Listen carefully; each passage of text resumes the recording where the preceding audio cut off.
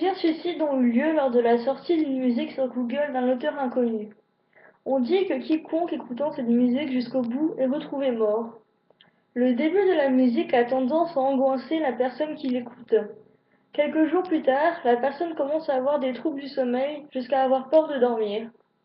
Au bout d'une semaine, la personne commence à être agressive et à se mutiler.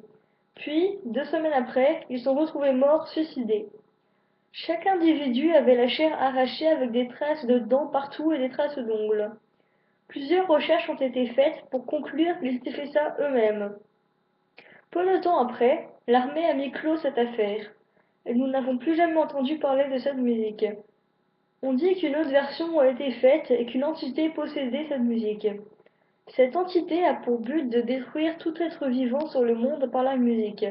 Elle poste donc des musiques sur Google afin de tuer les gens par la mélodie. La première victime était un jeune garçon qui avait reçu un mail sur son Gmail. Le jeune homme ouvrit son mail, il y avait écrit dessus 2 semaines. Le garçon ayant vu qu'il y avait un fichier à télécharger avec, l'ouvrit alors. Ça ouvrit ensuite une fenêtre pour écouter de la musique. Il cliqua sur lire, puis une douce mélodie commença. Elle était à la fois douce, mais foutait la trouille. Il commença à être angoissé.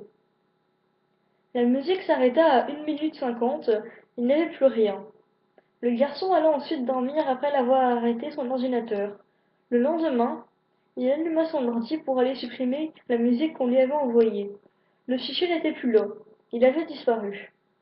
Le garçon ne prit pas la peine de se poser de questions, puis alla se promener dans la forêt près de chez lui. Il marcha au moins 15 minutes, sentant l'air frais passer dans ses cheveux. Il vit au loin une ombre. Il la suivit, mais celui-ci avait perdu sa trace. Il vit au loin une petite maisonnette assez vieille qu'il n'avait jamais remarquée avant. Il défonça la porte pour entrer. Sur le mur du salon était gravé «Je te vois». Il sentit une main toucher son épaule et se retourna en sursaut. Il se réveilla chez lui. Plusieurs jours après, ses parents commencèrent à s'inquiéter car il ne sortait plus de sa chambre. Sa mère monta à la chambre en toquant un peu à la porte. «Mon chéri, tu vas bien?» «Allez vous faire foutre!» gueula-t-il. L'adolescent n'avait pas dormi depuis 1 semaine, et se mutilait les bras. 1 semaine plus tard, son père défonça la porte, et il retrouva le garçon pendu, la chair arrachée. Peu de temps après, des spécialistes commencèrent à chercher les informations dans l'ordinateur du garçon. Ils finirent par trouver un fichier dans l'historique de son ordinateur. Il était inscrit 2 semaines. Ils l'écoutèrent ensuite. Un visage horrible apparut devant l'écran à la fin de la musique, avec une femme sans bouche, juste des dents qui dépassent, chauve, la peau ridée. Un message inscrit sur l'image. 2 semaines.